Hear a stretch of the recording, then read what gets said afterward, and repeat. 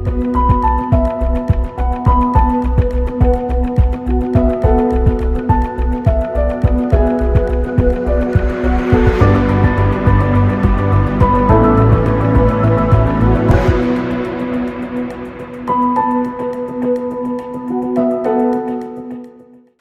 coming to background, persistent ventricular dysfunction is commonly reported in Alcapa after repair, even after repair, which is commonly attributed to the hypoperfusion of the myocardium. And this hypoperfusion, which is resulted secondary to the coronary still, which not only affects the subendocardial layers as shown in this gross pathological specimen of post-operative patient, it also extends into the myocardial, endocardial, mid-myocardial and epicardial layers as well. This was documented not only in MRI and MRI-based studies even in normalized LV function post-operatively. These ventricular strain abnormalities also reported in these patients of post-operative Alcapa patients. So far, no study is there which looks after these strain abnormalities whether they are correlating with the clinical outcomes as well. So we aimed at looking at assessment and patterns of the strain abnormalities in these post-operative Alcapa patients, and we also aimed to find any correlation between this abnormal strain and clinical outcomes, and to look for any predictors of these strain abnormalities, and particularly whether age of repair is affecting these strain abnormalities on follow. So the framework of studies, preoperative and perioperative details of all Alcapa patients were collected from the electronic medical records. And since the Alcapa is a very rare congenital disease with incidence of 1 in 3 lakh population, by using modified Cochrane's equation, which is corrected to the sample size, we estimated the sample size was 52 with a precision level of 5%. All patients were prospectively called. Detailed echo and strain imaging was done. So this is the study protocol.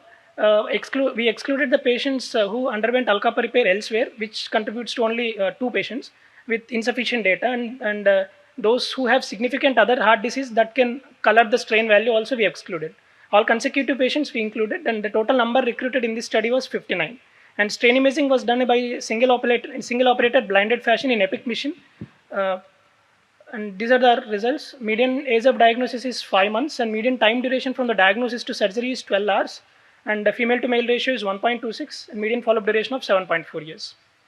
So coming to my primary outcomes, mean global longitudinal strain of LV is 18, and mean circumferential strain was 25. Mean RCA territory strain was 18, and mean LCA territory strain was 17, which were significantly lower when compared to the normal age-related strain cutoffs.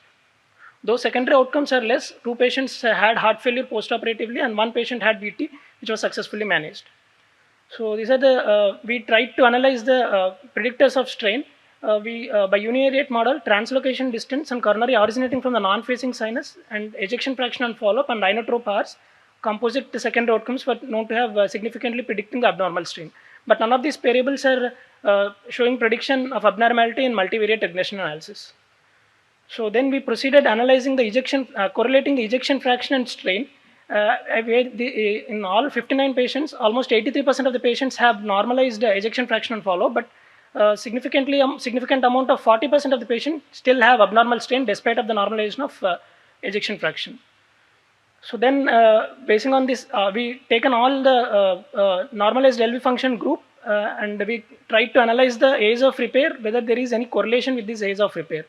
And to exclude the confounding variables for the strain, we excluded the patients like more than moderate MR, which can decrease the strain. So finally, we included for this analysis 39 patients. A ROC curve was analyzed by plotting age of repair as a continuous variable, and normalization of strain as categorical variable, and divided. It gave a cutoff of 7.8 months with a AUC of 82%, which is a good sensitivity and specificity, with dividing into late and early repair. As you see in early repair group, almost 81% of the patients has normalized strain, whereas in late repair group, 67% of patients have abnormal strain. So probability of normalization if surgery was done early is 81%, and odds of better outcome is 11 times higher if the surgery was done before 7.8 months. So none of the other strain parameters like circumferential strain, regional strains were significant except for the longitudinal strain. So we have noted interesting findings like even the patients have RCA territory strain abnormalities. Though Alcapa is called as left system abnormality, and postoperatively we found significant strain abnormalities which can be mild to severe strain in RCA territories as well. So coming to strengths of our study, it's a first study to look at the age of repair and presence of, and predictors of other strain abnormalities.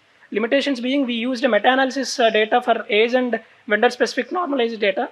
MRI may be needed for validation. So this is what this study adds extra to this literature. Despite the normalization of strain, LV function, strain abnormalities do exist in sizable population of the L-kappa, which needs a long-term follow-up. And there is no significant correlation between abnormal GLS and secondary outcomes. RCA territory also showed some strain abnormalities, and early the repair will decrease the chance of strain abnormalities on follow. Thank you.